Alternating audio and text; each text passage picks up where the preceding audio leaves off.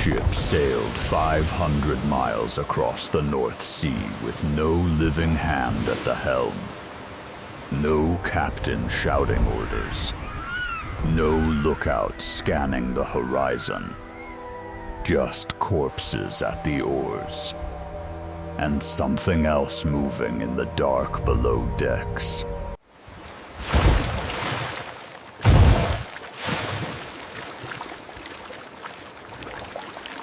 Bergen, Norway, September 1349. Europe's northernmost trading hub, a city of 7,000 souls nestled between mountains and sea. Here, merchants from England traded wool for Norwegian stockfish. Life was hard but predictable. Winter was coming, but not the winter they feared. Fishermen first spotted it at dawn. A cog, a common English merchant vessel, drifting toward the harbor mouth. But something was wrong. The sail hung limp, the rudder swung free. And from the deck, no movement. It's not right. When they boarded her, they found hell floating on water. Corpses slumped against mast, faces blackened with necrosis. Rats feasting on a sailor's exposed forearm. A child's wooden toy floating in a puddle of black fluid. The ship's logbook opened to final entry. God have mercy on us all. But the true horror waited below decks. In the cargo hold, where the crew had sealed themselves, hoping to ride out the sickness. Here's what the chronicles won't tell you. This ship didn't just carry plague. It was a biological time bomb, designed by nature itself. And what happened next, in the next 72 hours, would erase an entire nation from the map of the living. But first, we must understand why Norway was uniquely vulnerable. Why this remote kingdom had spent 200 years building walls against precisely this moment. Norway wasn't just isolated, it was fortified by geography. While plague devoured Europe from 1347-1348, Norway remained miraculously untouched. Why? 3 natural defenses: the fjords. Narrow inlets forced ships to dock at specific ports. No random landings. No hidden spread. The winter, October to April, Norway sealed itself. No trade. No travel. Plague couldn't cross frozen seas. The law, Norwegian law, mandated any ship arriving from plague ports must anchor offshore for 30 days. Crews inspected daily. Violators executed. For 2 years this system worked. While Paris buried 800 bodies a day, while London's streets ran with blood. Norway remained a sanctuary. Parents told children, the mountains protect us. The sea guards us. God has spared Norway. But in August 1349, a single ship broke the system. Not through force, not through stealth, but through a bureaucratic failure so small, a single overlooked detail, it would kill 60% of Norway's population. And the ship's origin? Not some distant plague capital, but a port city whose name would become synonymous with betrayal. The ship left King's Lynn, England on August 15, 1349. Official cargo manifest: 200 barrels of salted herring, 50 bolts of English wool, 10 casks of ale, 3 live pigs in wooden pens. But hidden in the bilge, unrecorded, were 2 stowaways that would doom them all. Black rats nesting in wool bales. Fleas carrying Yersinia pestis bacteria. Day 3 at sea, first symptom. Crewman Olaf complains of headache. Day 4, fever. Day 5, the bubo appears, a swollen horror in his groin. By day 6, Olaf is dead, thrown overboard at dawn. But here's the nightmare physics of plague at sea. On land you flee the sick. On a ship, you sleep inches from them. You share their water, their breath. Their death rattle becomes the soundtrack of your final days. Sailor vomiting black fluid onto floorboards. Captain trying to navigate while shivering with fever. Last healthy crewman barricading himself in crow's nest, watching ship drift off course. Rats swarming over corpses in hold. The final log entry, scrawled in shaky hand on September 1st. 3 left. Thorfinn took the helm but collapsed at noon. I am alone now, the rats grow bold. God forgive me, I will not bury the dead. Let the sea take them when I fall. For 17 days the ship drifted. Currents carried her north, storms pushed her east, and the dead rowed her home. But the greatest horror wasn't the voyage itself. It was what happened when Bergen's harbor master made one fatal decision. A choice between protocol and compassion that would echo for centuries. Because when he saw those corpses, he didn't quarantine the ship. He did something far worse.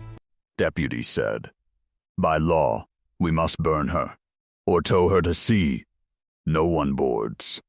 Eirik made his choice, not out of stupidity, not out of greed, but out of humanity.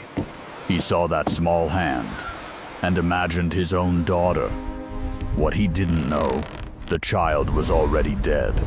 The movement, rigor mortis releasing. The hand wasn't waving, it was falling. In that moment, when Eirik's foot touched that deck, Yersinia pestis bacteria transferred from fluid to leather to skin. A single flea, dormant in wool bale, sensed warmth and jumped. This wasn't just patient zero, this was ground zero for a national extinction event. And Eirik had exactly 72 hours to live. Eirik returns home that evening, kisses his wife, plays with daughter. Next morning, fever. Bubo swelling an armpit. His wife develops symptoms 24 hours later. By day 3, entire household dead. Neighbors who brought food, infected. Priest who gave last rites, infected. Gravedigger who buried them, infected Oni man. One ship, one decision. And within 14 days, Bergen became a city of the dead. But Bergen was just the beginning, because Norway's geography, its greatest defense, now became its executioner. And what happened next in the fjords was a horror no historian has fully captured until now. Norway isn't one city. It's 1,100 isolated communities strung along 16,000 miles of coastline, each accessible only by sea. When plague hit Bergen, it didn't spread by road. It spread by boat. September 20, ship leaves Bergen for Trondheim, entire crew dead mid-voyage, ship drifts ashore at fishing village. October 5, fishermen rose to investigate ghost ship returns to village 80% dead within 10 days. October 20, villagers flee inland by boat carry plague to next fjord. This wasn't an epidemic. It was a tidal wave of death, moving fjord by fjord, village by village. And in these remote communities, something even darker happened. Archaeologists excavating a 1349 mass grave in Lillehammer recently made a discovery that rewrites plague history. Entire families buried together, parents clutching children, with no signs of struggle. No broken bones. No defensive wounds. They didn't fight, they didn't flee. They simply lay down together and died. In communities where everyone you love is dying, where the priest is dead, where the gravedigger is dead, where even the concept of burial has vanished. Humans don't become monsters. They become tender. They choose to die together rather than alone. This wasn't despair. It was the last act of love in a world ending. One historian wrote, "We found a child's shoe in one grave. Tiny. Hand-stitched leather. Next to it, a single wildflower pressed between pages of a prayer book. Someone placed it there as they died. Not in panic, in peace." But the true scale of Norway's collapse only emerged decades later, when tax records revealed a horrifying truth. 60% of Norway's population vanished between 1349 and 1351. Not 30%, not 40%, 60%. To understand that number, imagine every person in New York City, Los Angeles, and Chicago. Gone. Vanished. No bodies to bury, just empty houses, echoing with silence. Norway never recovered. While Europe's population rebounded by 1,500, Norway's didn't reach pre-1349 levels until 1750. 3 centuries of silence, entire dialects vanished, folk songs lost forever. The genetic makeup of modern Norwegians still bears the scar studies show reduced genetic diversity dating precisely to 1349. But the deepest scar wasn't demographic. It was psychological. For generations, Norwegians told children, "Don't go near the old farms in the fjords. The dead still walk there." Not metaphorically, literally.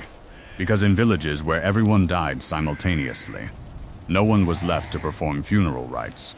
And in Norse belief, the unburied dead cannot rest. Which brings us to the final chilling truth about the ghost ship of Norway.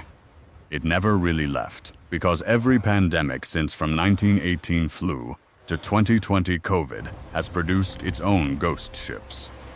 Cruise liners drifting with dead passengers. Cargo vessels refused port entry. Hospital ships turned away from shores. The ship changes. The horror doesn't. We tell ourselves we've conquered plague, but when the next pandemic comes, when a ship arrives with no living crew, will we make Eirik's choice? Will compassion override protocol? Or will we finally learn the lesson Norway paid for in blood? Some doors must never be opened. Bergen rebuilt. The fjords filled with new voices. Norway became prosperous, peaceful, modern. But if you walk the old harbor at dawn, when mist rises off the water just so, locals say you can still see it. Not a ghost, not a hallucination, but a memory etched into the DNA of a nation. The memory of the ship that sailed with only corpses at the wheel. The ship that taught humanity a brutal truth. Pandemics don't respect borders. They don't honor laws. They ride the wind and current, and they always find a way in. We remember the Black Death as streets piled with bodies. But its true face was this: a ship drifting through Arctic fog, corpses lashed to oars, and the terrible, beautiful courage of men who sailed into hell. Because someone had to bear witness, so we might one day learn to turn ships away, to choose survival over compassion, to let the dead sail on, rather than open the door